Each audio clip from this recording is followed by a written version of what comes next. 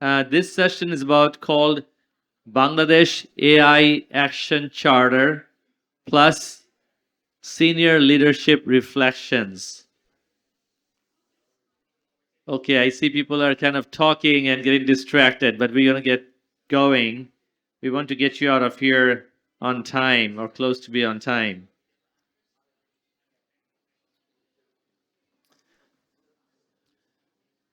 So a little bit about this session.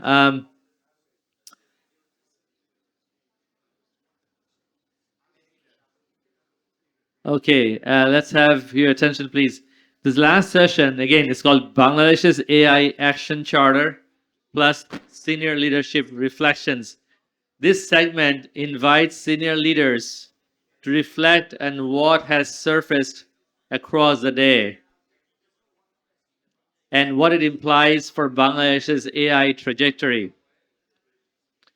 These are perspective driven reflections, not responses to earlier panels or policy announcements. So I'm going to ask the moderator, Zafar Sobhan, to please join me in the stage. Zafar is a former editor of Dhaka Tribune, and he currently edits Counterpoint BD. He's currently the editor of Counterpoint BD. Zafar will introduce the other members. The other two speakers we have in this session is Dr. Arif Dola. Please join the session. He's the managing director of ACI, and he'll be sharing industry leadership views on scale, execution, and transformation. Unfortunately, Asif Saleh, who's the executive director of BRAC, is not able to join because of a personal conflict, but he has a recorded message that we'll be playing along the way when the right time is there.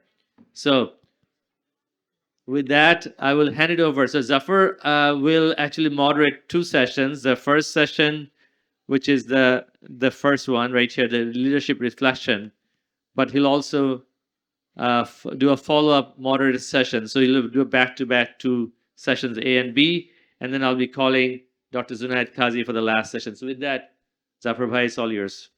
Thank you so much. And much appreciation for all of you who are still here with us. It's been a long day. Many of you have been here, I think, in the audience probably from the first session. But as we've seen from the last session, it's been an incredibly rich conversation. And I'm sure every one of us, I know myself, are learning a lot. And this has been a very valuable and worthwhile experience. So now this session is leadership reflections. We have here with me is the managing director of ACI, Dr. Arif Dola, and joining us, he was to be joining us in person, but because of a personal conflict, he's sent a recorded message, is the executive director of BRAC, Asif Saleh. And what we're going to be hearing from them is really their reflections on artificial intelligence and what are the implications for Bangladesh, what are the risks, what are the opportunities, and where can we really take this conversation? Asif will focus really on the non-profit and NGO sector because, of course, BRAC is a major, I would actually say the major player in that field. And then Arif will talk to us a little bit about how he sees things from the perspective of a senior leader in the private sector, is one of the major employers and the major manufacturers here in Bangladesh. Can we start with Asif's, I think he sent a recorded message. How should we do this? If I could talk to the AV people, is it ready to go? Okay, cue Asif Saleh's recorded message.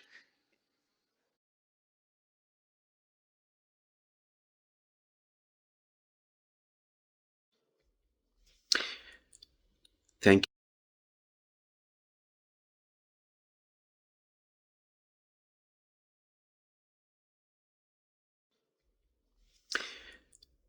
Thank you again for the opportunity for me to speak at this very important event.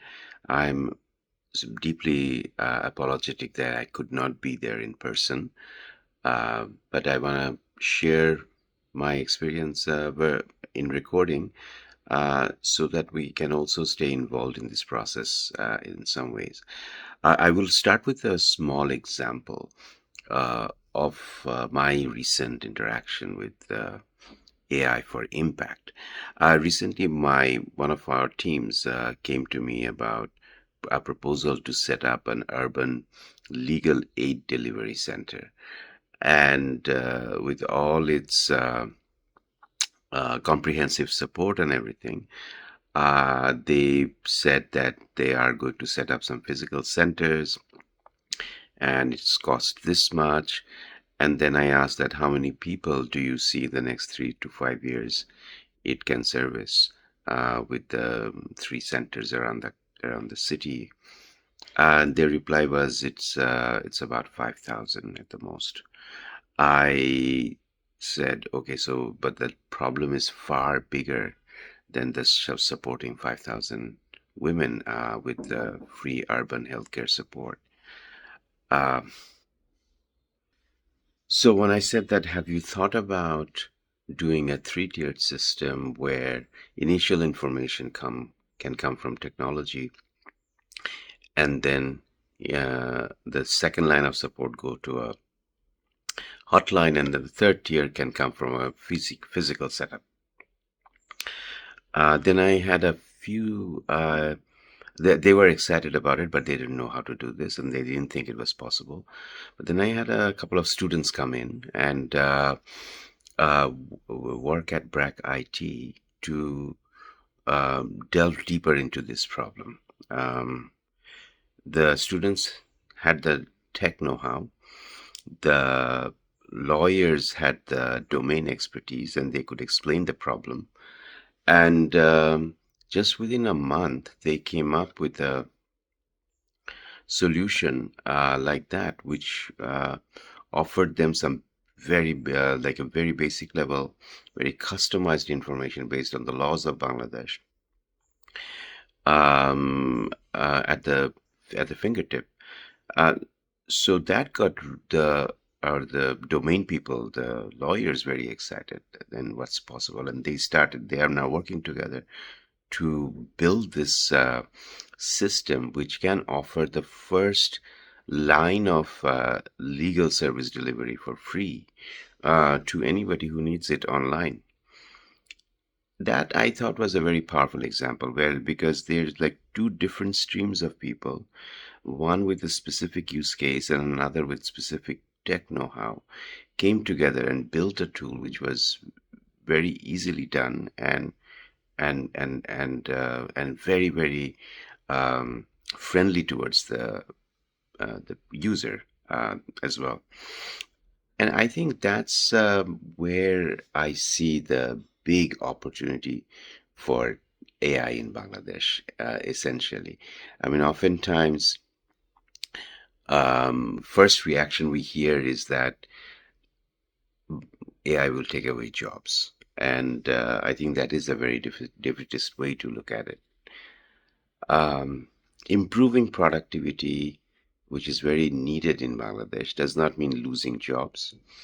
It means better quality output, better judgment, better use of human effort. And Bangladesh will never progress by protecting inefficiency. But if you look at sectors like garments and others, we have progressed by upgrading capability. So, from BRAC's perspective, I see really three areas where we can genuinely make a dent with AI and look at this as an opportunity. First, obviously, the one is the AI for social impact, similar to the examples that I've given. We already work at scale in health, education, legal aid, various social services. I believe AI can make frontline workers more effective, more better triage in healthcare, more personalized learning in classrooms, faster and smarter urban legal aid example that I gave. The but the leadership challenge is not necessarily technology. It's about designing AI with empathy, accountability, and inclusion. And so it strengthens trust rather than replaces human connection. And that's the blend that I wanted to talk about from that example that I gave in. So when you have the lawyers really trying to solve that problem, and when met the tech group, um, a really powerful, impactful solution came. Secondly, I think, is something that can be used for better quality of work and better research as well. We often struggle in Bangladesh not because we lack effort, but oftentimes we lack genuine insight. AI kind of gives us an opportunity to improve research quality in public health, adaptation, climate adaptation, poverty analysis, policy design. And this only works if we invest in also data quality, ethics, look at local research capacity. I think AI should help us understand ourselves better, and not necessarily outsource our thinking. Third, and which is very an important one from the perspective of also new job creation, which links to the global market. This is about IT outsourcing reimagined. And I would like to wear my hat of as a BRAC IT chair, where we are looking at this very closely.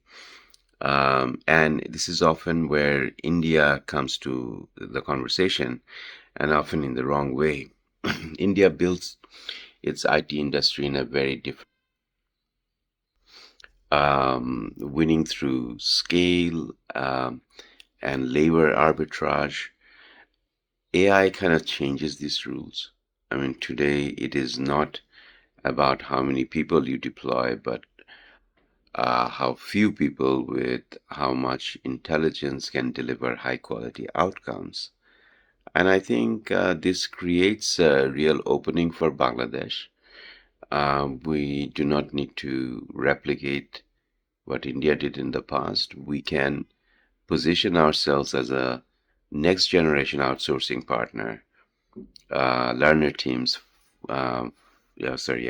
with faster iterations, deeper problems, uh, solving capability, and stronger domain expertise. So, if India's strength was scale, Bangladesh's opportunity can be precision. And here is an opportunity to leapfrog and compete at this scale. Um, Let me close this by linking this back to today's event. I mean, firstly, congratulations to MillionX and the organizers of the Genesis AI conference for the convening a very serious, grounded conversation. The Bangladesh AI Action Charter matters because it signals intent, and that we want to shape AI deliberately and not react to it later. I would like to end with three quick suggestions. I mean, I would say that, and it's going to be very important to anchor AI in real problems and not abstract fears. Um, we will need to build also institutional capability, not just startups. Um, and this is where perhaps universities, and say BRAC University, can develop talent and applied research. And also, from our side, BRAC IT can turn ideas into secure, scalable systems. And lastly, that we need to treat trust as infrastructure, because without trust, scale will fail. I mean, on behalf of BRAC, we are ready to help as a testing ground, as a research partner, and a bridge from pilot to scale across health, education, climate, and public services, but also at the same time looking at broadening the AI literacy, understanding, and skill sets, uh, both from a rudimentary level to all the way to a much more sophisticated level. Every technology wave asks leadership a question, and AI will test whether we think small or lead with confidence. If we get this right, I mean, Bangladesh does not have to chase anyone. We can chart a path that others learn from. Thank you and good luck. I hope this is the beginning of a big, big wave and more deliberate, organized planning and engaging and and essentially bringing everybody together in this journey. Thank you.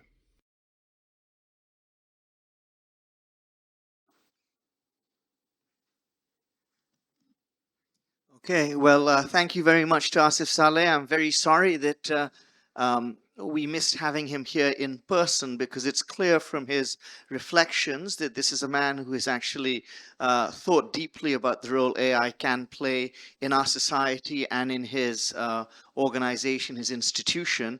But I thought there's a great deal of value in what he said. And now, Arif, if I may come to you, if you could do the same thing, maybe 5 or 7 minutes max, give a little bit of your reflections, leadership reflections, in especially in light of where you stand as the managing director of one of the major industries in Bangladesh. How do you see AI insofar as it can really help Bangladeshi companies and Bangladeshi workers navigate the 21st century in the private sector? Please, 5 to 7 minutes. So I'm very bullish about what AI is capable of doing. What I feel, especially with the recent uh, technologies like ChatGPT and others, I find that AI can make a massive. It can accelerate the progress of Bangladesh tremendously. So this subject about leapfrogging can be accelerated manifold, provided we internalize and mobilize a lot of resources around what Bangladesh needs and reimagining not only productivity but different gaps in the quality of our decision making across sectors. So we have to we have a very interesting challenge that is different from the West. That West has already progressed a certain level. So we know that we are to some extent playing a catch up game and we have tremendous opportunity to leapfrog. So we know how, to a certain extent, the future looks like, not only for a few people, but for many, many people at different levels of development. So if we try to interpolate what is it that's holding people back in terms of learning, in terms of the different activities we do, if we ask some deeper questions like, what does Bangladesh do in a day? Uh, Across sectors, across activities, and try to interpolate different human actions that are perhaps not taken optimally. What are the decision points across different professions or activities? And then, if we try to understand what extra information, technology, insight could improve the quality of that decision point. So, look at it in a much bigger scale to improve the decision points, because actually, what we do every day can be done a lot better, not just faster or more productively, but by acquiring information and learning of the surrounding neighborhood. So I think that, of course, AI can do many game changing things like agentic AI and much more futuristic things, and that's going to come. But what's already there is huge. And that's a rapid adaptation to those capabilities, especially using our mobile phones as computing devices, creating small language models and edge computing and lightweight AI capabilities to improve the quality of decisions of Bangladeshis across a variety of sectors, from fishing, farming, agriculture, different types of agriculture, different kinds of crops, to delivering medicine, to making sure that people are optimizing routes, avoiding jams, altering timings, creating what you call instant policy decision alterations, micro optimizations. These are all possible now with simple apps. But we need to popularize them. We need to democratize decision making, make it clear what are the inefficiencies, and make sure these apps are made available to all in Bangla, in English, or in animated form so that they are easy to use. What I mean is that these decision points have to be analyzed by someone who says that, okay, these are the 5 important pieces of information that will improve the quality of this particular decision. And it doesn't need that person doesn't need to know all of human history and how all the learnings of history has been able to improve that. It doesn't need a large language model. It just needs to know what people have done in that area across that neighborhood. Say maybe a fisherman in Rangpur knows about 30 other fishermen in Rangpur and how they have reacted to a particular situation. And then when he takes a decision, he incorporates all their experience, which is local in time and space. He doesn't need to mix up and mess up the model by incorporating all that happened in Lake Michigan. He's only interested in the lake that's in front of him and what other fishermen have done and where they have found the fish or where they have gone, which market they have gone. So, a kind of local model. I'm giving a specific example, but the same goes with the mango orchard guy.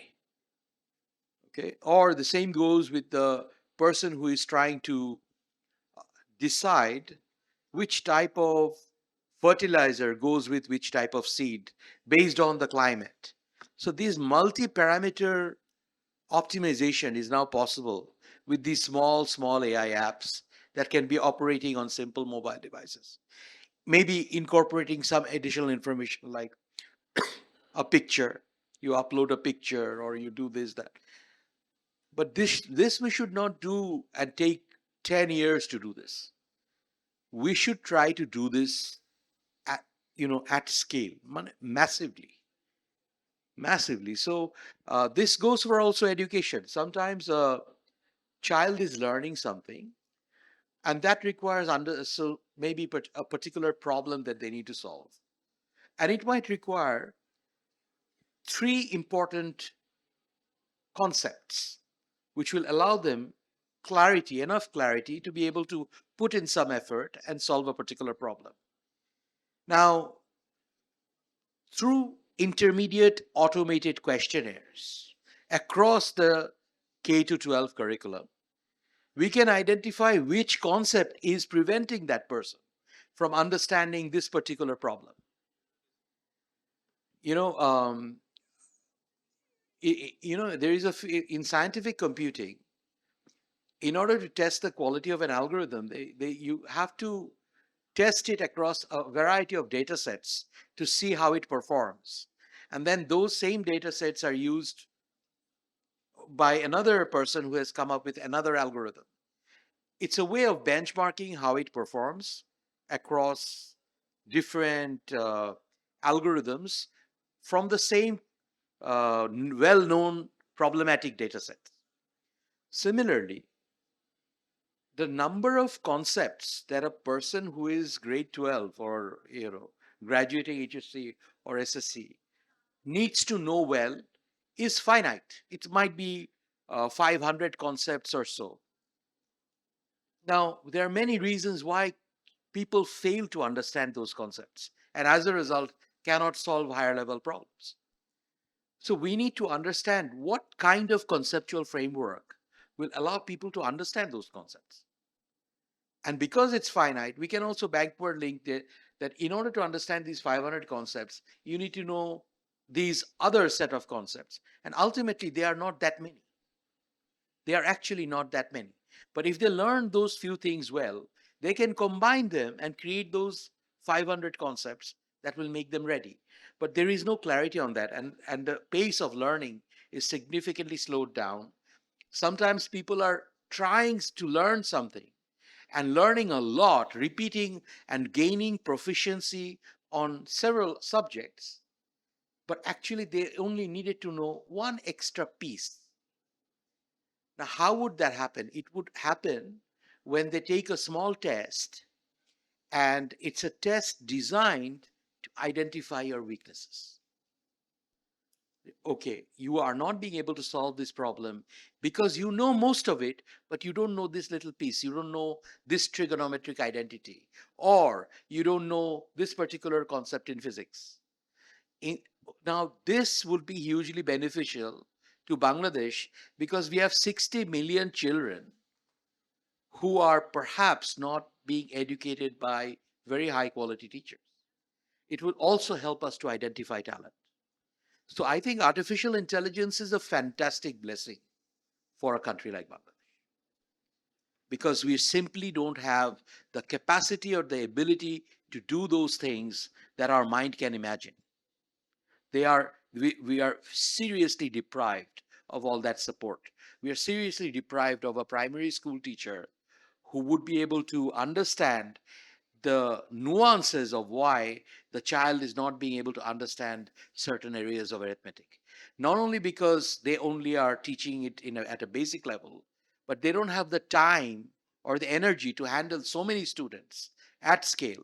What AI allows us to do is to optimize and personalize at scale. And this is a massive blessing. So I find that we have these tremendous opportunity before us, but somehow we have a lot of inertia and very low speed in terms of accessing this amazing opportunity that lies before us. And it's already there. It's not like they have to be discovered and we need it.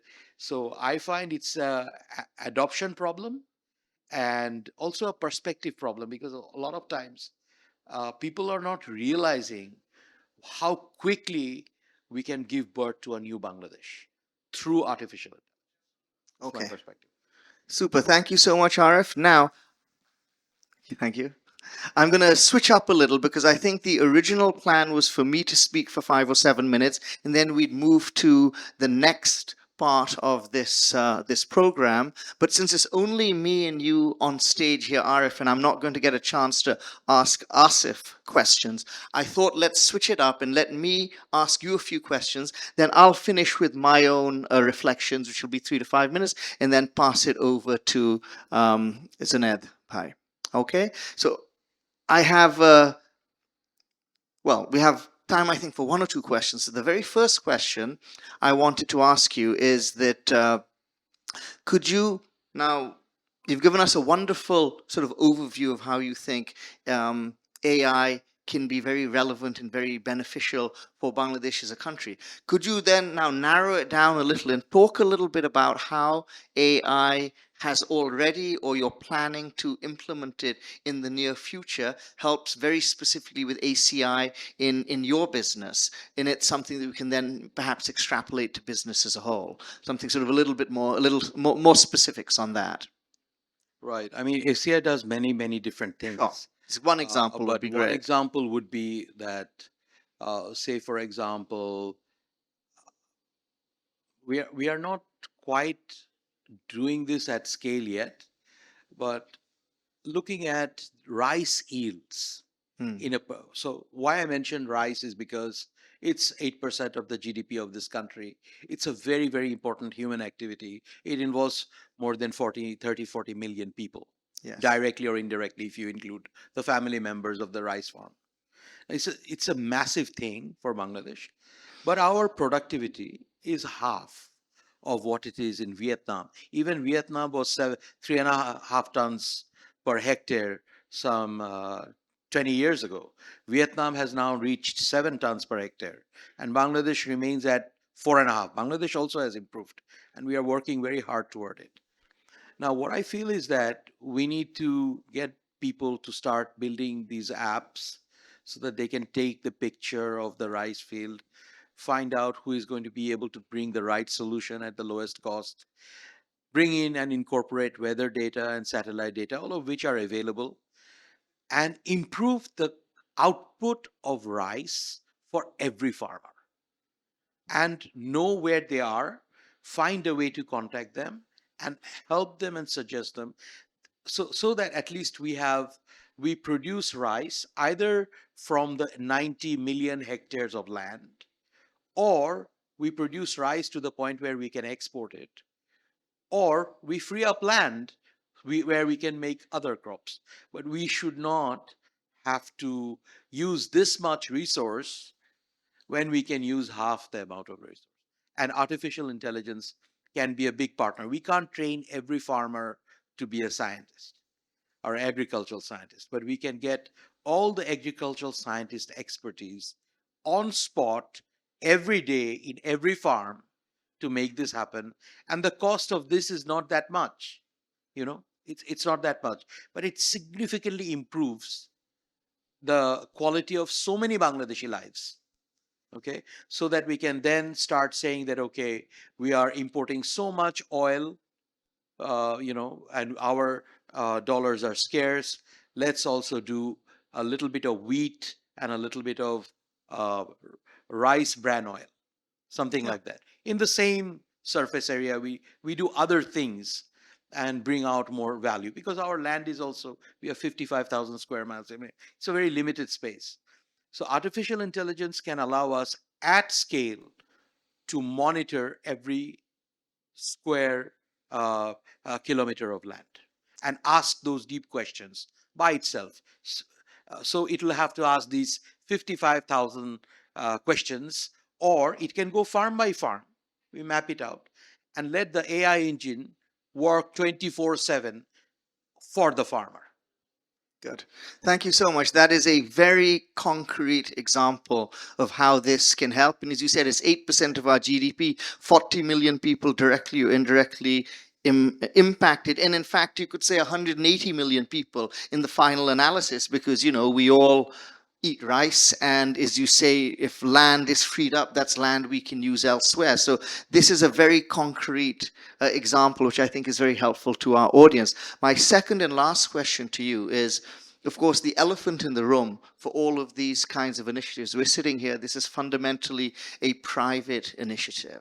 Now, the question is, the biggest problem we have always faced in Bangladesh really is the government. I think there's no shortage of genius in this country. There's no shortage of innovation. There's no shortage of innovative ideas. But we always have, we reach a certain kind of limitation or constraint when it comes to governance. So now my question is, how important is it for the government to embrace this vision, which is being put forth by the MillionX initiative? Or is the great advantage of artificial intelligence that for the first time we are being given a tool which will then free us largely of the constraining factors which government plays in the role of every Bangladeshi, and that one of the great advantages of AI is that we can actually do things despite government inattention and government inactivity. What are your thoughts on that?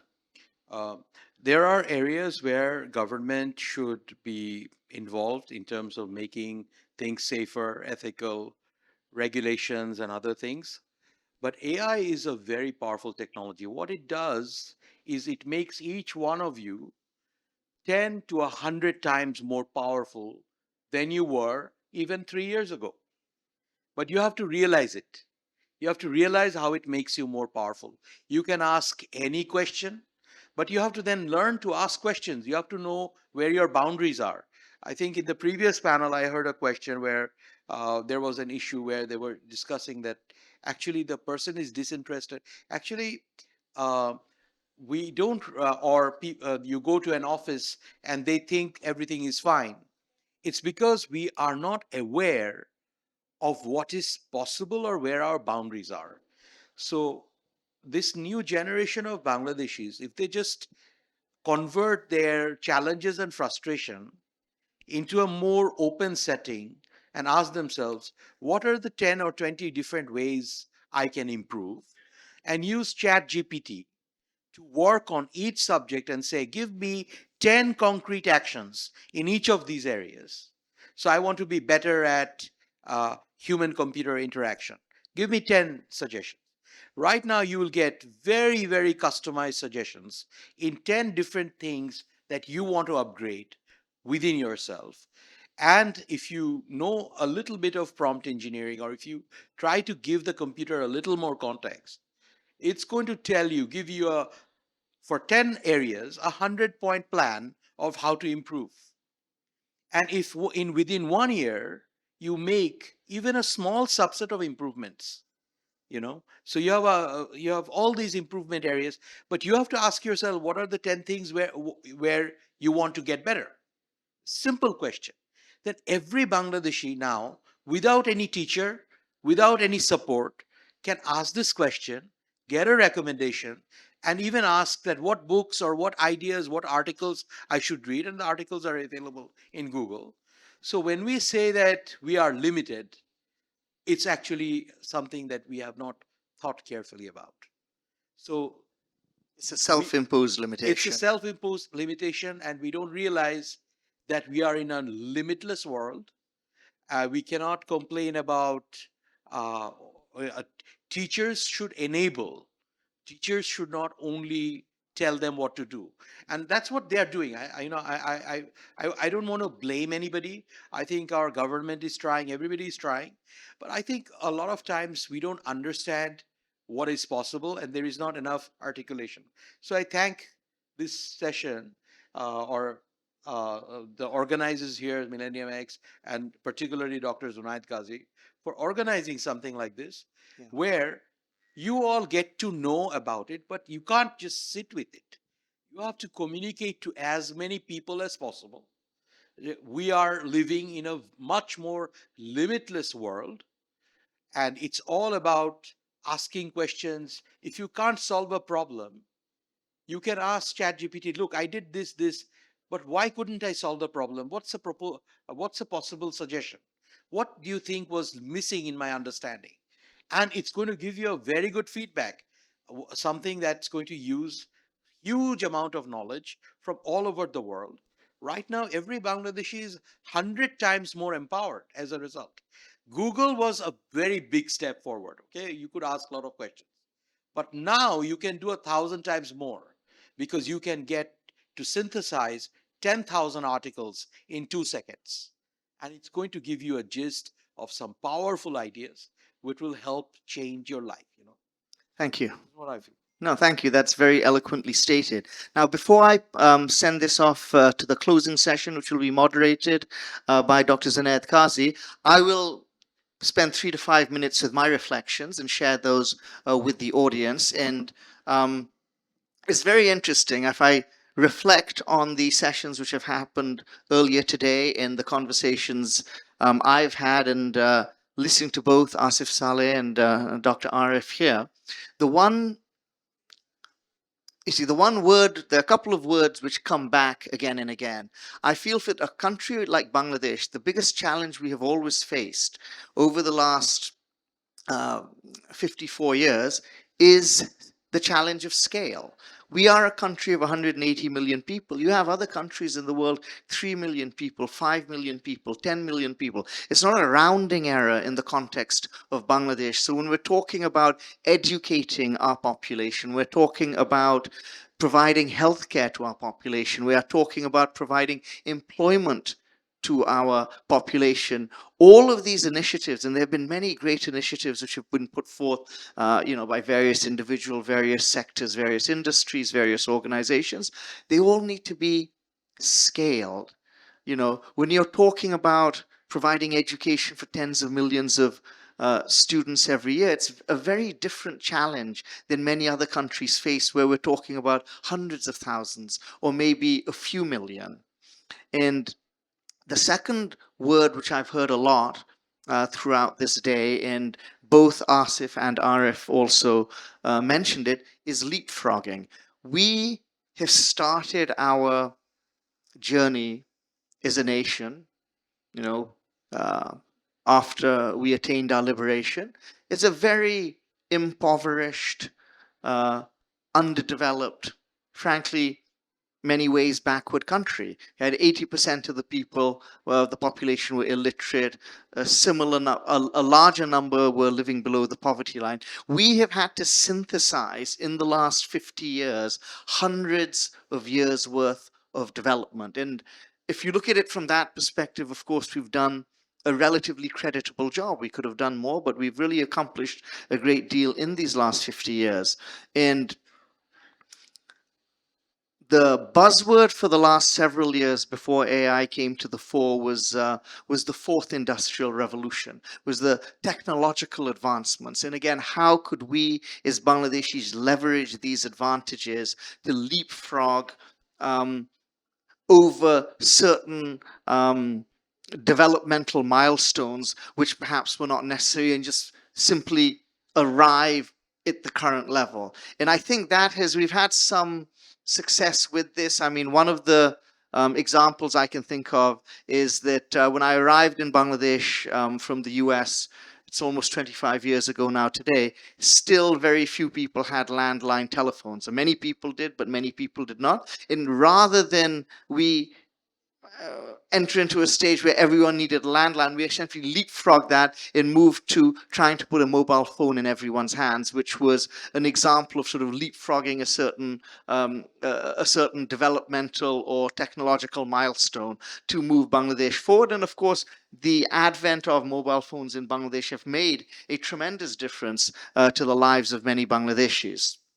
And the final point I would make is that, again, the advantage of artificial intelligence, and this is something Dr. Arif has just alluded to, is again, with 180 million people, you have many people trying to solve many problems, but they don't know one another and they can't talk to one another.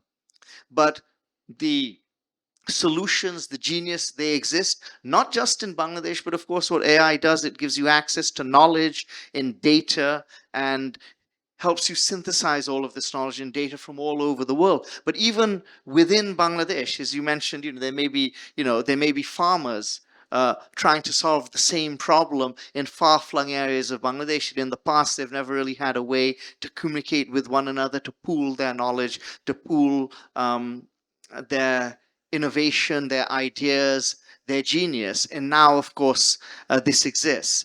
At the end of the day, what I would just like to finish up by saying is that, and I've been very inspired by this initiative. I've been very inspired by what I've heard today. And I think this is such an important conversation to have because, and this is getting back to your point, Arif, is that what Bangladeshis need to understand is that actually our abilities and our opportunities are limitless. And what AI does is it puts that tool in our hands to make us masters of our own destiny in a way which was perhaps not possible. I've always thought that if you look at the sociological history of Bangladesh starting from 1972, this is a formulation I came up with.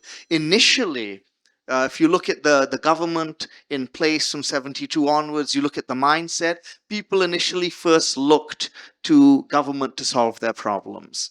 Then a decade later, people, especially ordinary people in Bangladesh, the underprivileged, they were really looking for NGOs, the non-government sector, to solve their problems. Finally, fast forward to the last few decades, and Bangladeshis have figured out, if I need to solve my problems, I need to solve them myself. The only person who can solve these problems is me.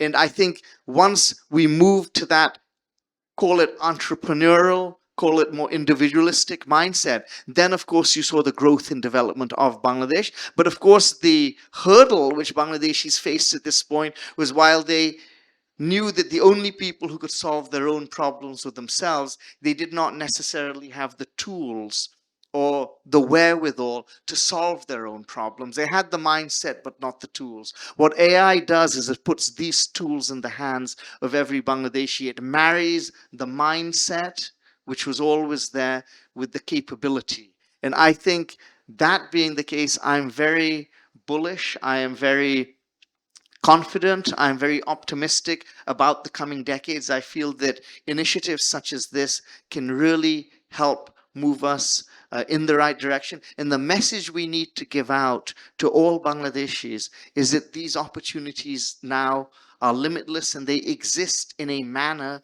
in which perhaps they didn't exist a decade and certainly several decades ago. But they do exist now, and the future is ours. We just have to get there and take it. So thank you very much. And I'm going to pass this along to Dr. Zunaid Qazi for the final reflections. Okay. Okay, good. Should we sit here? We could come down. Okay, good. Thank you again, RF. That was great. Thank you, Zafar Sobhan, for moderating the session, and thank you, Dr. Arif, to be with us here to give your insights. We are at the last session, pretty much at this point, the last part of the last session, the closing session, and Dr. Zunaid Qazi will moderate that session. And basically, in this session, the final segment marks a shift from discussion to ownership. MillionX responds to the themes that emerged across the day and outlines how the conversation will continue beyond the conference, including how the action charter framework will be taken forward. This is not a summary of the day, but a commitment to next steps. Dr. Zunaid Qazi is not only a good friend of mine, we are same batch at Notre Dame College, go back a long time. He believes he might be the first AI PhD from Bangladesh. We haven't got a controversy around that yet. And Zunaid will be moderating this session, and he'll introduce any speakers that will come over here. So with that, Zunaid, please come on.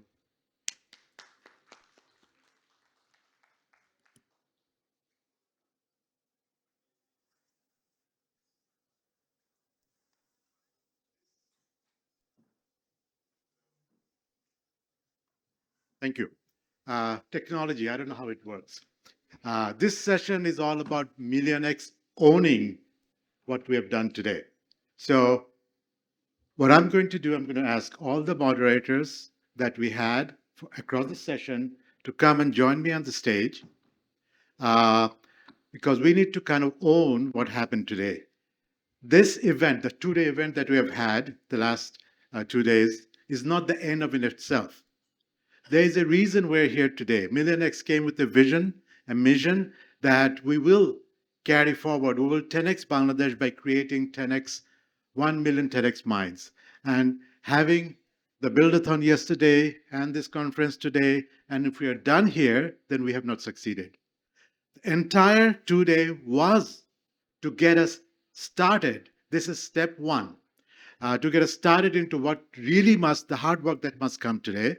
And so in order for us to get there, I would like to call upon not just the moderators, our MillionX founding council members, and those who helped us with the buildathon yesterday. So I'll first call on Munir Hassan, and I will call on, you've seen and heard a lot from him today, Madhu Zamanopu, and I'll call upon Anis, and I'll call upon Zafar. Please join us. And then we need Manjur Bhai, if he's here. He had to leave. He had to leave. And am I missing anybody? Okay, so that means, this has been a long day. Two of our founding council members and key organizing members aren't here. They had other commitments. They had to go. So you're tired. So we'll be done early. So, okay. So what I want to do here is repeat a word I heard in the last session, leapfrog. And Dr. Dola talked about leapfrogging. Zafar talked about leapfrogging, and that was the entire theme of this two-day event. That's what MillionX is here. We want to leapfrog Bangladesh. For 200-300 years, we have fallen behind.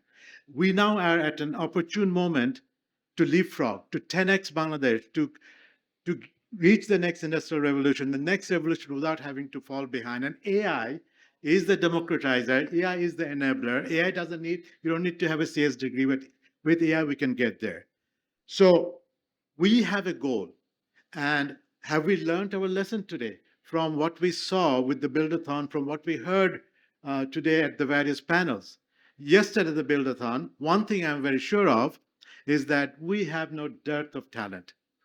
I have no doubt we have the resources, and I apologize for using the word resources. I'm at heart a software developer. We have this thing called Agile Manifesto, and we've been drilled from the beginning to say, never call your people resources. But you know what? Resources. We're fuel for the development of Bangladesh, and the talent is immense. They're there, ready to be nurtured, guided. And the next day, today's conversation, we sat together a whole diverse group of people from diaspora, from industry, from academia, from public policy, from government, to see, are we there yet? Do we have everything in place? Do we have the infrastructure in place to get us to where we want to go? Can we 10x Bangladesh? Can we meet MillionX's goal of creating an army of 10x thinking people? So what I'm going to do, I'm going to ask each of these moderators present here to kind of not summarize what you saw, more or less give us problems and challenges we, MillionX, must overcome to succeed tomorrow, the day after, or the 100 days from today. So Munir, you were instrumental, so was Oppo in the buildathon, right? So what did you see? What did you learn? What did you hear? What pain points are there? What should we take as lessons going forward?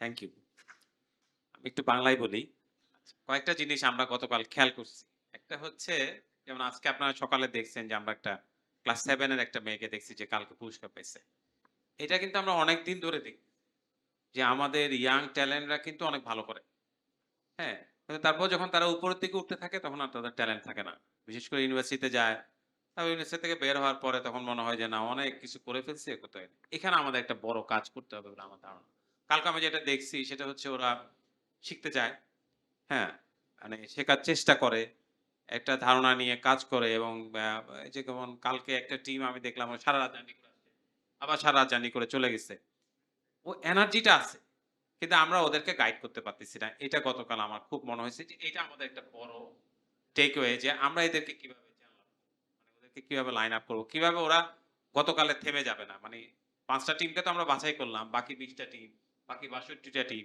বা যে 384টা team ছিল তাদেরকে আমরা কিভাবে চিন্তা করতে পারি আরেকটা জিনিস আমরা যদি একটু দেখে থাকি যে মানে এই কয়দিন এক্সপিরিয়েন্সে আমরা দেখছি যে যে কোনো একটা প্রবলেম মনে করতেছে যে কপি করে ফেললে হবে ওয়েস্টে যেটা হচ্ছে সেটা একটা ধারণা আমি কপি করে ফেলি তাইলে আমার এটা হয়ে যাবে এইটা যে বাংলাদেশ থেকে যে গ্রোন আপ হইতে পারে সেটা আমি একটা কালকে বাচ্চাদেরকে যে মানে ওখানে যেটা বলছিলাম এটা আবার বলি যে রাইট শেয়ারিং তো আমাদের আইডিয়া আমি যখন বুয়েটে পড়তে আসছি 1986-এ তখন আমি তো গ্রাম থেকে আসছি বাংলাদেশের সবচেয়ে বড় গ্রাম থেকে আসছি সো আমি দেখি যে পলাশী থেকে গুলিস্তান যাওয়া যায় রিক্সা শেয়ারে গেলে 3 টাকা আর একা গেলে 5 টাকা সায়েন্স ল্যাবরেটরি মোড় থেকে ইয়াতে যাওয়া যায় শঙ্করে যাওয়া যায় একা গেলে 5 টাকা শেয়ারে গেলে 3 টাকা নড়াইলে গিয়ে দেখলাম মোটরসাইকেলের পিছনে ওরা লোক ভাড়া নেয় এবং সাতক্ষীরা গিয়ে দেখলাম ও সাইকেলের পিছনে কাঠ লাগায়া সেটাও তারা শেয়ারিং ভাড়া করে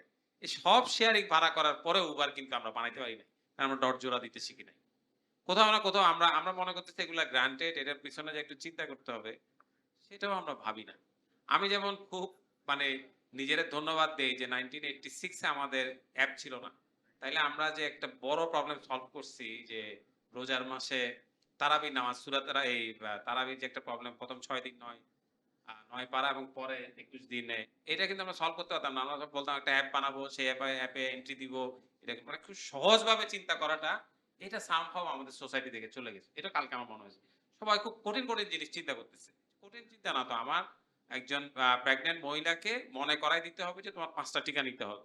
তার টাইমটা মনে করে দিলে হবে। তারে দিয়ে বলা যে তোমার একটা চার্ট বানাও, তোমার এটা বলার দরকার নাই। আমার কাছে ডাটাটা থাকবে। আমি তারে বলে দিব যে তোমার আজকে টিকা নিতে হবে। আজকে সকালে তুমি এটা করছো কিনা, এবং আমি একটা অ্যাপ দেখেও আসছি ইয়াতে, খুলনাতে ওনারা ওই ব্রেস্ট ক্যান্সারের রোগীদেরকে প্যালিয়েটিভ কেয়ার গুলা দেয়, এবং তারা জাস্ট এইটুকুই করে। ওইটার তো অ্যাপ ছিল না। ও টেলিফোন করে বলে দেয় যে আপনার কিন্তু আজকে ওষুধ খাওয়ার কথা ছিল। এই জায়গা থেকে আমার মনে হয় যে আমরা একটু সরে যাচ্ছি। কালকে আমার এটা মনে হলো যে আমরা মনে করতেছি যে টেকনোলজি ফার্স্ট, প্রবলেম না। আমি আগে টেকনোলজিটা চিন্তা করেছি কোথায় আমি এআই প্রয়োগ করব, তারপর সেখানে প্রবলেম। উল্টাটা হয়তো আমাদেরকে এই জায়গাটার মধ্যে একটা কাজ। এই মানে গতকালের ক্ষেত্রে আমি 2টা জায়গা নিতে বলি। একটা হচ্ছে আমাদের ছেলেমেয়েরা যারা চিন্তা করতেছে ইউনিভার্সিটির বাইরে, তাদেরকে আরেকটু গাইড করা, আর ওদেরকে ফার্স্ট প্রিন্সিপালে নিয়ে যাওয়া যে তুমি প্রবলেম থেকে শুরু করো, সলিউশন থেকে না। যে একটা বাইরে থেকে সলিউশন, যে জুনায়েদ ভাই তো এটা করে আসছে, তাহলে আমি এটা বাংলাদেশে প্রয়োগ করে দিই। ওইটা কোথায় প্রয়োগ করবো এটা না ভেবে কোনো একটা প্রবলেম নিয়ে সেটাকে যদি আমি সলভ করার জন্য ওকে আগায় দিতে পারি, তাইলে আমাদের জন্য কাজটা সহজ হবে। Thank you. Anis, you have a big response. Your shoulder has to be large because you're playing proxy, not just for yourself, but for Opu who isn't here and Munju who isn't here. You're kind of bringing the day lessons from the opening session and the two very critical sessions we had, the second and the third one. Don't summarize. Again, do not summarize. Tell us what might be our problems be to actually achieve our goals. What are the difficulties? কি সমস্যা দেখছো, কি আমরা শিখলাম, কোথায় কোথায় আমাদের problem হচ্ছে, আমাদের কি শিক্ষা নিয়ে আমরা যে কালকে বসবো সবাই মিলে পোস্টমর্টেম করব, তারপরে আমরা একটা অ্যাকশন চার্টার লিখবো, কি করতে হবে, এগোবো, কি শিখলে, আমাদের লেসনগুলো কি? Thank you Junaid. First of all, আমি কালকেও বিল্ডাথনে ছিলাম, যেটা মনির কথা বললো। সো ক্লিয়ারলি ট্যালেন্টের অভাব নাই, ক্লিয়ারলি এফর্ট এন্ড ডেডিকেশনের অভাব নাই। Self evident. কালকের এক্সাম্পলটা যদি আমরা মাল্টিপ্লাই করি বাংলাদেশে over the future, over the different geographic area, আমরা দেখবো এরকম হাজার হাজার young talent is available, willing to learn, willing to put the effort, এবং এই যাওয়া আসা কষ্ট করে শিখা সবই করতে পারে, রাজি আছে। আমাদের মনে হয় আজকের পরে যখন আমরা চিন্তা করবো যে what do we do next step, Zunai's question, what did we learn and what are our hurdles? Clearly আমার মনে হয় যে the ecosystem development will be very important for us. An ecosystem বলতে getting the government, the academia and the industry together, working together, working collaboratively, working as fast as possible in synergistic manner, not pointing fingers, not holding each other back, but working with the sole purpose of transforming Bangladesh forward. এটা আমি যখন কথা বলছিলাম পরে, General Bari was reflecting on the same thing as well too, is how do we make the three areas come together and work efficiently? How do we make sure that we have the guidance and the coaching, to Munir's point, take this group of young talent forward, where they're not facing constant challenge of not being able to fund their ideas or somebody to mentor them going forward. Because it's not only about technology, it's also about how do you create a business, how do you create a startup to a real revenue generating business. There's a lot more than just technology. আমরা যদি ওই ধরনের initiative নিয়ে কাজ করতে পারি, and then how do you do that in scale? Because ছোটখাটো impact today and yesterday was a launch event for us. It's an initial impact, but how do we multiply it across the country, across the population in a fast and efficient manner to create the scale? How do we identify those 10x minds? How do we generate those 10x minds? How do we write the right curriculum? Or what are we going to teach? What are we going to mentor and coach? So that it's making a real life difference, not just theory, something that the panel earlier talked about is skills that are actually functional, can be used in day one. How do we create that environment? আমরা যদি এগুলো করতে পারি Zunaid, and bring it together as fast as possible, where we still have the momentum and continue that, I think that'll make a huge impact going forward. Thank you, Anis. Zafar, your thoughts. You brought up the rear. Okay, yes, an unenviable position. I would just like to say, and this is speaking for someone who has moved back to Bangladesh 22 years ago and has been operating, albeit in the media field. I think some of the experiences I've had and the insights I've gleaned as a result may be of value, especially to use an EDHA, of course, because you're now coming back to Bangladesh after um, time outside. And I think the biggest challenge we're going to face here is how do we operate? Because it has been mentioned earlier, there's no shortage of talent in Bangladesh, and there's no shortage of great and very powerful, very innovative, very creative young minds. How do we then create this space for them so that they can really use AI as that force multiplier Bangladesh needs to move up to the next level? And here, and this is a question I put to Dr. Arif in our earlier session, is we have to sort of make a decision, because the challenge is, where are we going to stand in relation to the government? Will we be able to bring the government on board? And of course, to the extent that one is able to do so, that makes things far, far easier. However, our history in Bangladesh shows us that bringing the government on board, be it whichever government we've had over the last 52 years, is in fact very problematic, very difficult. There is something about governance in Bangladesh, there's something about the structures we have in place, the institutions we have in place, which lead towards entropy, they lead towards things falling between the cracks, things move very slowly if they ever move at all. So the question is, to what extent can we bring government on board, or to what extent can we use AI both instrumentally and also is a tool to in fact allow Bangladeshis, your everyday Bangladeshi, to in fact circumvent these difficulties which have been placed in their path by government, and use it as a tool to overcome all of the government inefficiency and frankly corruption that we see here in Bangladesh. So I think that's a question which we need to answer. Similarly, it's been mentioned that we also have to bring in industry, we have to bring in academia, we have to bring in the non-profit sector, which itself is a huge sector here in Bangladesh. I should add to this as well, to a large extent, the media, because communication is such an important part of what we are trying to do. I think the challenge for MillionX, this has been a superb start, but the challenge is, how do we then translate from a great kickoff event like this to then make sure that all of the promises, all of the ideas we have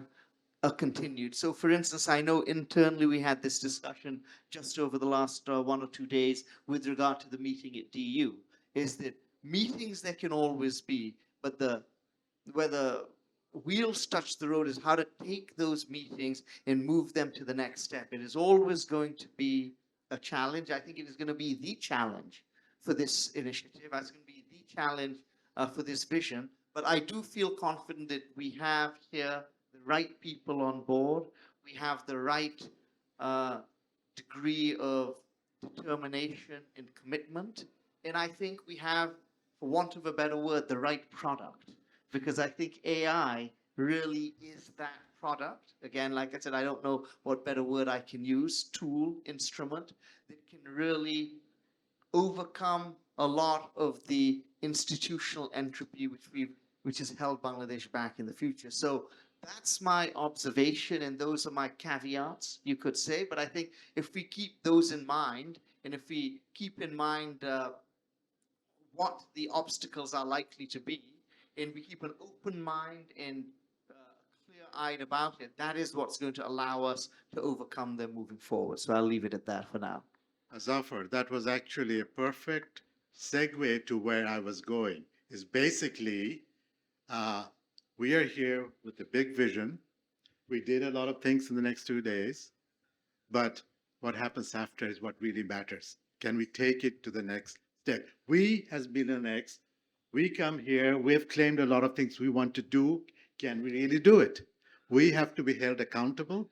Do we have a plan, or are we just blowing smoke, right? So that's where I would like to end. But before I end that, I'd like to take 3 questions from the audience. Not general questions, very specifically questions for MillionX as to three people. We have one already. And then I hope I should be able to conclude right on the dot at 4:30, unless my watch is slow or fast. I'll look at my phone to see whether we will be on the dot. Assalamu alaikum, sir. Walaikum I'm a salam. student of University of Asia Pacific from Department of Civil Engineering. My name is Abdullah Limon. So my question is, what skill should a university student focus on to relevant with an AI-driven future, and which kind of advice would you like to give us who want to stay connected with the future world by using AI? Thank you, sir. I will take this one because, I got my PhD in 95, which means I'm obsolete today. The last 30 years, I've been redoing my PhD every few years because I'm learning. I'm reading up on the latest developments that are happening. I'm actually doing hands-on coding every day. So whether you're a civil engineer or an economics major, it doesn't matter. Keep up to date with what's happening today. Make your hands dirty, build something. But don't just build. Oh, I have an idea, I want to build it. It doesn't work that way. I've been in the industry. You build it, they will come, never happens. Ask, what is the problem that somebody is suffering from? And ask, if I solve that problem for that person, will that person be happy? And third most important question, the amount of effort I put into solving that problem, is he going to pay me more than how much I spent? That will what will make a real product. Any other questions? আর কেউ আছে? আসসালামু আলাইকুম। ওয়ালাইকুম আসসালাম। আমি মোহাম্মদ মুবিন হোসেন। আমি education নিয়ে কাজ করি। আমি এডুকেশন নিয়ে একটু কোয়েশ্চেন করতে চাই।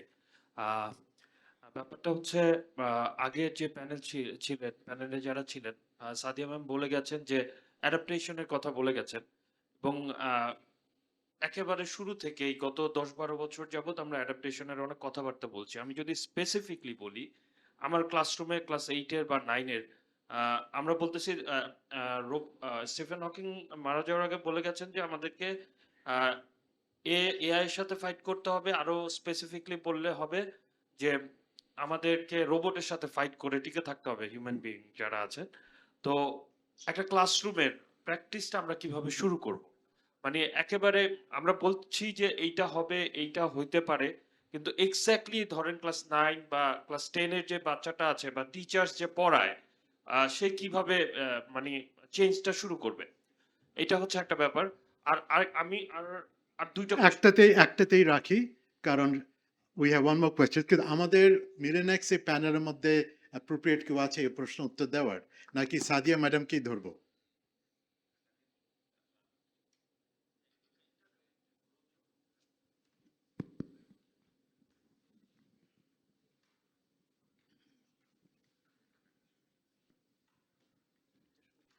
Very good question. যদিও আমি ইউনিভার্সিটি লেভেলে আছে, তারপরেও আই থিঙ্ক অ্যাডাপ্টেশনটা আমি ওই সেন্সে বলেছি, কিন্তু আসলে অ্যাডাপ্টেশন সব জায়গায় করতে হবে। কোয়েশ্চেনটা ছিল যে ক্লাস 9, 10, 7, 8-এর বাচ্চারা কিভাবে অ্যাডাপ্ট করবে।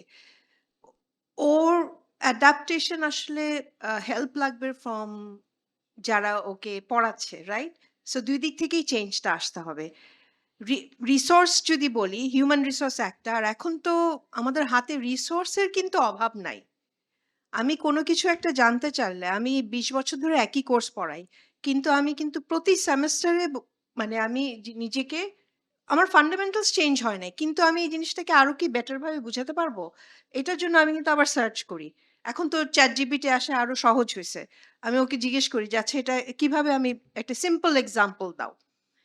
ও হয়তো আমাকে একটা নতুন আইডিয়া দিল, হয়তো আমি চিন্তাও করি নাই।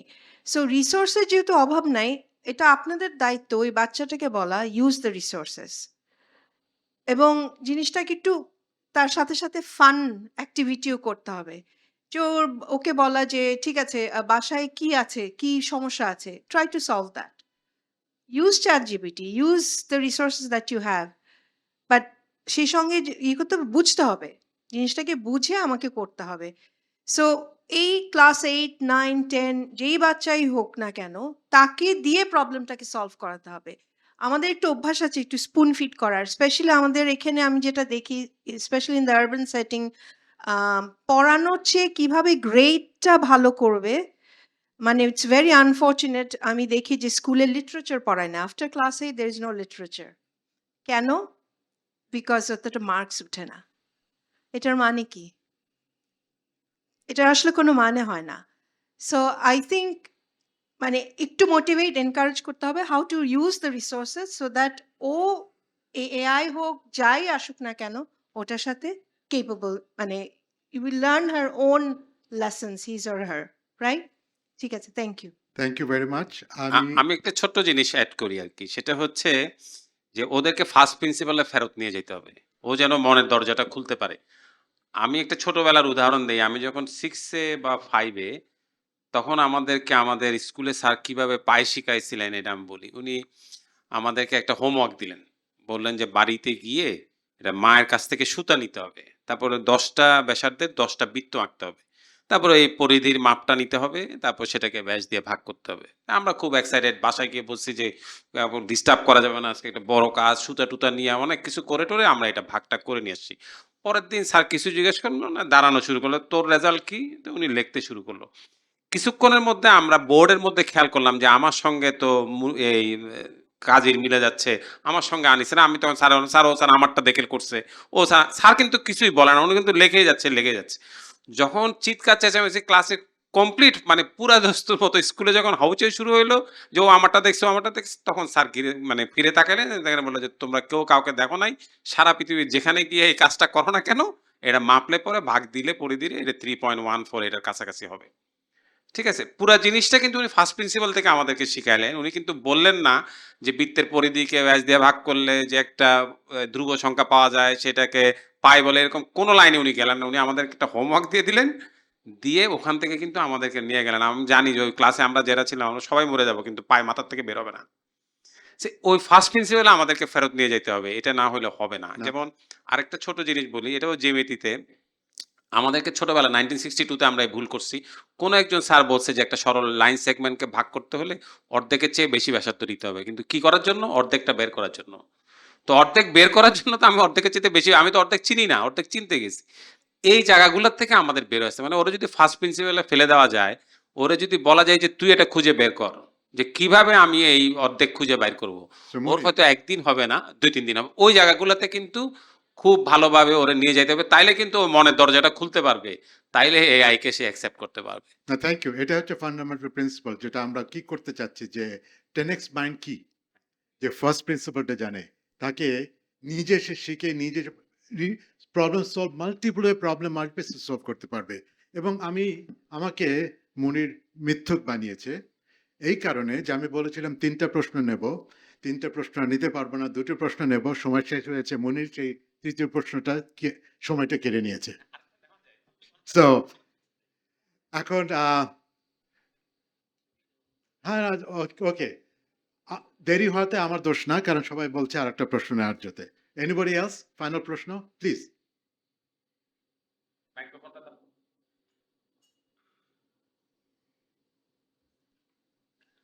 আমি যখন টিচার ছিলাম খুব কঠিনভাবে ডিসিপ্লিন মেনটেন করতাম ক্লাসে। এদের মতো আমি যে হ্যাঁ ঠিক আছে আরেকজন নিয়ে ওটা করতাম না। আসসালামু আলাইকুম। হ্যাঁ। আমার প্রশ্নটা একজন ছাত্র এবং আপনার জবাবের প্রেক্ষিতে উদ্ভব হয়েছে। সেটা হচ্ছে প্রশ্নটা ঠিক, আমি আপনাদের কাছে একটা এক্সপেকটেশন। সেটা হচ্ছে যে আমি জাভার ডেভেলপার হিসেবে কাজ করি। তো যখন কোনো একটা কিছু নেটে সার্চ দিতে যাই, দেখা যায় যে আমি ওখানে একটার পর একটা আর্টিকেল পড়তে পড়তে এটা হারাই যায়। দেখা যায় আমার ওই প্রথম 2 মিনিটে এই কাজটা আসলে হয়ে গেছে, কিন্তু আমি আরো অনেক কিছু মানে জানার জন্য। তো এটা আমার মনে হয় এটা সবার ক্ষেত্রে এটা হয়। তো আমি এই যে 2 জন ছাত্র প্রশ্ন করছে, আমি আশা করব আপনাদের MillionX বাংলাদেশে মিনিমাম এই ক্লাস 5 থেকে আপ টু উপরের দিকে একজন এআই ডেভেলপার হইতে হলে যে রিসোর্সগুলি দরকার এগুলি থাকবে।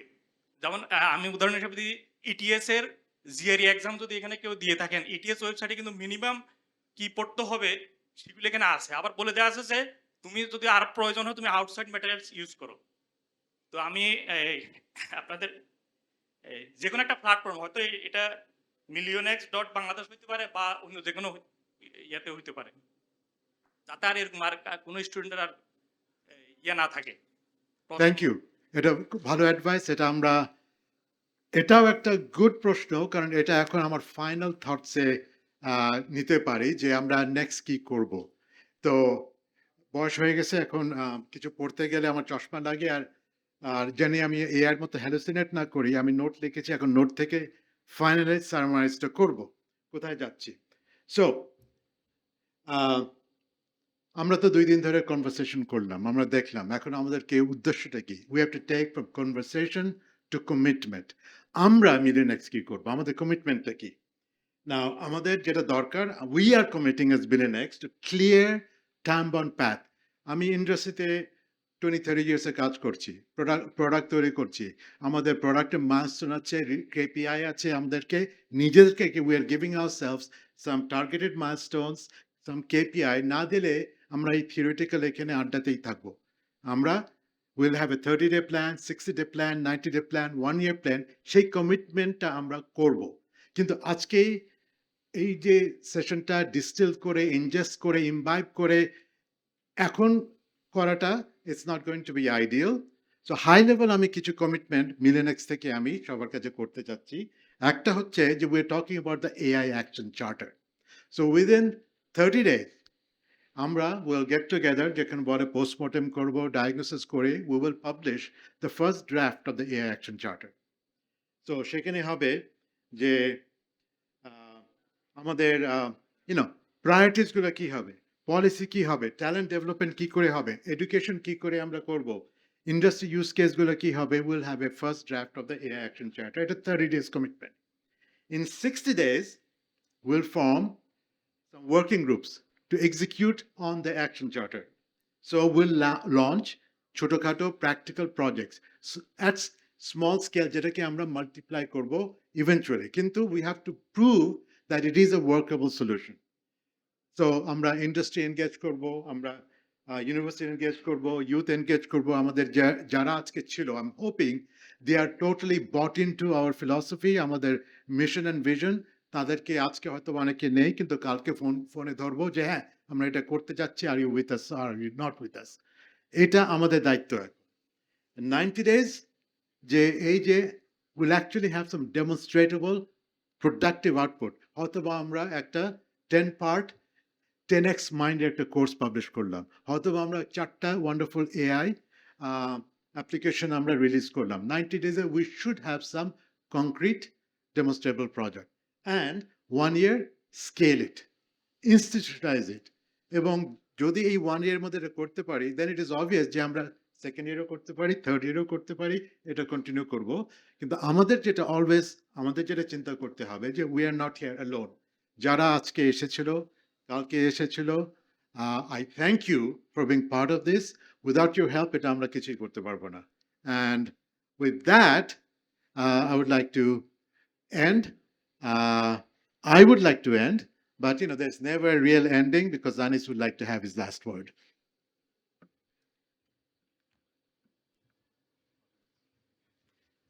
Thank you, Zunaid. Thank you very much. Earlier in the day when we started, I mean, Bolislam, by 5 o'clock we'll get you out. So we'll get you out by 5 o'clock. I know Zunaid was worried about 4:30, but my commitment was 5 o'clock, so we're good. A couple of things I want to finish up with. One is you heard Professor Khandakar Mamun, who was here before. Uni bolechen যে যেই 20 teams buildathon থেকে ওই selection হয়েছিল, ওই 20 teamsকে উনি invite করেছে 27th of January-তে ওনার ইউনিভার্সিটি ইনোভেশন সেন্টার ভিজিট করার জন্য। সো আমি টিপুকে বলবো to coordinate these 20 teams so that 27th of January they can come they're welcome to visit. I think between 11 and 3 p.m. roughly, we'll finalize the time. But যারা যারা team member আসতে চাবে যেখান থেকে আসবে তারা এখানে এসে ওনার ইনোভেশন সেন্টার ভিজিট করতে পারবে there will be lunch provided for them. So that's the number one thing. Second, again, I'll like to thank my team members, the moderators, the MillionX partners. Obviously, here we have Zafar Sobhan, Munir, and Zunaid. And we had Manjur and Zaman Opu before. Tremendous group of people, and the people who are behind the scene, who are not here today, but here in spirit as well as watching live. Dr. Yunus Shah from Pittsburgh. There was Bashima, there was Jasin, Tamzid, and others, Arafat and others who were not present here because they're far away, but they were either through video edits, recording, or as well in watching us throughout the day. Thank them as well for being part of it. I want to thank you all for coming to make it a tremendously successful event. For those of you who've been there yesterday and again today, the audience who sat through the whole day here today, the panelists, the members who came, the volunteers who helped behind the scene. Thank you all. Without your help, we couldn't make it successful. Again, as Zunaid mentioned, we have an action charter plan. We have some deliverables. Amader goal হচ্ছে, this is not just talk. We don't want to have another seminar, another talk with nothing to show afterwards. We are here with a purpose. We are here with a mission, and we intend to see this mission through. So আমাদের এই জন্য আমরা নিজেদেরকে accountable করে এই কমিটমেন্টগুলো Zunaid দিয়েছে on behalf of MillionX. We intend to keep you updated as you watch. Go to millionxbangladesh.org. Go to our website, and hopefully you'll see the updates from time to time. With that, if there's no other further questions, comment, I would like to bring the session to a conclusion. Again, we have done it. We have kept our time, and going forward, please know when we say 10 o'clock start, we mean 10 o'clock start. When we say 5 o'clock finish, we mean 5 o'clock finish. That'll be a repetition of MillionX keeping our time, and thank you very much. With that, let's go a round of applause, and we'll finish it off.